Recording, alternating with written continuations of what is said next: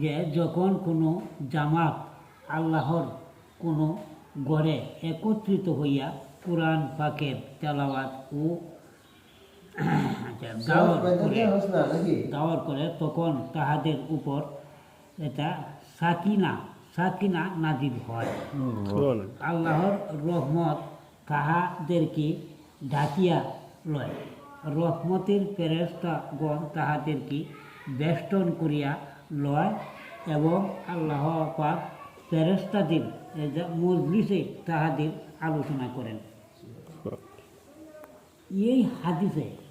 এই হাদিসে মক্তব ও মাদ্রাসার বিশেষ ফজিলত বর্ণনা করা হইয়াছে, যাহাতে বহু প্রকার সম্মান ও ইজ্জতের বিষয় রহিয়াছে।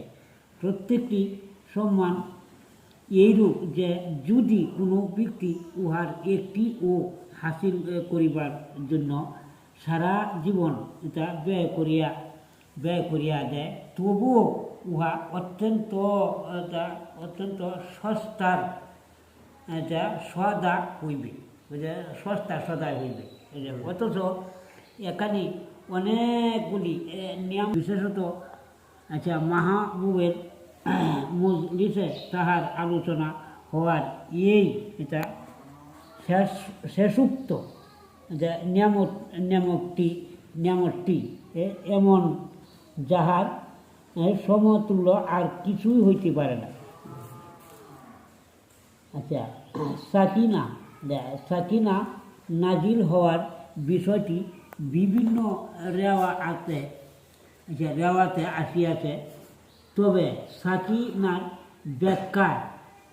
ব্যাখ্যা হাদিসের মাসা একদের কয়েকটি অভিমত রহিয়াছে এবং এইগুলি পরপর বিপরীত নয়, বরং সবগুলির সমষ্টি ও সাকিনার ব্যাখ্যা হইতে পারে। হযরত আলী রাদিয়াল্লাহু বলেন,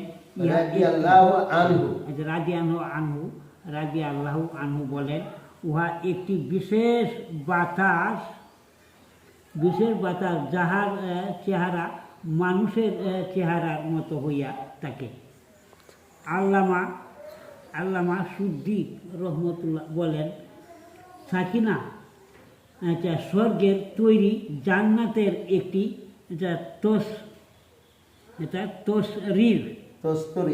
তস্তরির নাম। উহাতে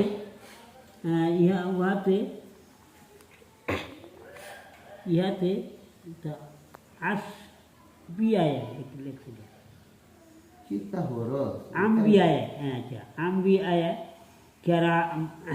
কেরামের কলম সমূহকে গোসল করানো কেহ বলিয়াছেন উহা একটি খাস। আল্লামা তাবারি রহমাতুল্লাহ এই অর্থকে